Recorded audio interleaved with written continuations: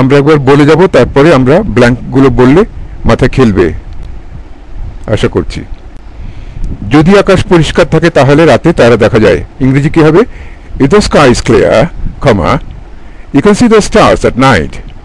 Number 3, after working hard during the day, comma, I like to relax. রাতের কথা আমরা বলতে পারি, কিংবা সন্ধ্যার কথাও বলতে পারি। সন্ধ্যার কথাই এখানে প্রযোজ্য হবে। আমরা যেটি যেটি করে ফেলবো সেটি টিক দিয়ে দেব। যারা ওয়ার্কশিটসে কাজ করছে, ফ্ল্যাট স্পিড 4 শিটসে, সেখানে আমরা কি করব? সেখানে আমরা এগুলি করা হয়ে গেলে আমরা টিক করে দেব যে আমাদের এগুলি করা হয়ে গেছে।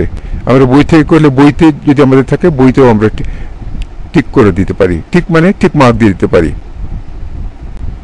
নাম্বার 4, আচ্ছা এটি করি। After working hard during the day, দিনের বেলায় খুব পরিশ্রম করবার পরে, আই লাইক আমার ভালো লাগে, to relax in the evening কাজের শেষে, সন্ধ্যাবেলা কিংবা রাতে। ইভিনিং বললেও রাত হয়। ঘুমানোর আগে বিশ্রামের কথা বলা হচ্ছে, ঘুমানোর কথা বলা হচ্ছে না। রিল্যাক্স বললে ঘুমানোর আগে বিশ্রাম করার কথা বলা হচ্ছে। After working hard during the day, দিনের বেলা খাটাখাটনির পর, I like to relax in the evening বাসায় ফিরে আমার আরাম করতে ইচ্ছে করে।